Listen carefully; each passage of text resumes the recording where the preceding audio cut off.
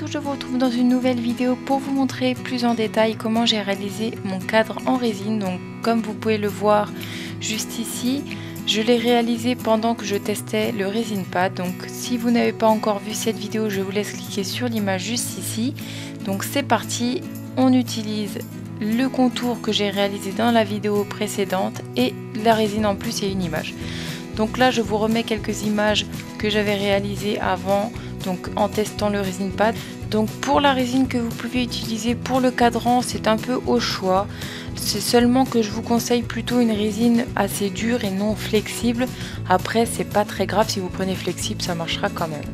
Donc une fois que vous avez coulé la résine dans les rebords, donc à la base c'est pas fait pour ça, c'est seulement pour recueillir la résine qui a coulé. Mais vous pouvez l'utiliser de cette manière là. Vous mettez des petites gouttes de colorant si vous le souhaitez. Moi j'ai essayé de réaliser des espèces de fleurs pour que ça soit un petit peu dans le thème de notre saison actuelle. Vous mettez des petites taches vertes pour rappeler les feuilles.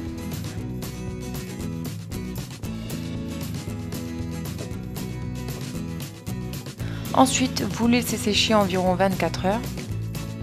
Et une fois que c'est fait, vous démoulez. Vous prenez votre feuille que vous posez sur le Resin Pad qui est à l'envers. Vous prenez votre cadran et vous le placez. Donc petite astuce, pensez à coller le cadre déjà parce que ça sera plus simple pour vous, comme ça vous éviterez de bouger pendant que vous coulez votre résine, ou alors vous collez totalement votre cadre. Donc je m'explique, si vous mettez la colle tout le long du cadre et que vous ne faites pas de trou, à ce moment là le cadre va être collé totalement avec la feuille, donc ce qui permettra à la résine, si ce n'est pas la résine glace, de ne pas se faufiler tout partout et de baver en gros tout partout sur votre plan de travail. Donc je vous conseille absolument de prendre la résine glace, qui est une résine en fait qui reste sur les bords et qui ne dégouline pas, alors que les autres résines ont tendance à dégouliner un petit peu. Donc c'est vraiment très important, ou à ce moment là si vous n'avez pas de résine glace, essayez vraiment de ne pas louper de point de colle, et au cas où vous versez votre résine, mais avant ça vous mettez du papier sulfurisé juste en dessous pour que vous puissiez protéger votre plan de travail. Donc vous recouvrez bien votre cadre, voilà ce que ça donne. Et maintenant on va le démouler. Donc vous pouvez voir que ma résine a un petit peu bavé sur les bords, ça se décolle parfaitement bien.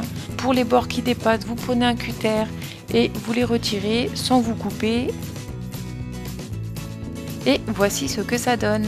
C'est vraiment un effet super joli. Pensez à protéger votre résine pendant qu'elle sèche pour éviter tous les petits mimiques qui sont dans l'air ou des choses comme ça, parce que sinon ça se voit tout de suite. Une fois que tout est sec, comme vous pouvez le voir à l'écran, vous prenez une petite attache, vous la collez à l'arrière pour pouvoir le suspendre par la suite. Donc voilà ce que ça donne une fois que c'est suspendu. J'espère en tout cas que ça vous a plu. N'hésitez pas à vous abonner et à laisser un petit commentaire. Je vous dis donc à très bientôt.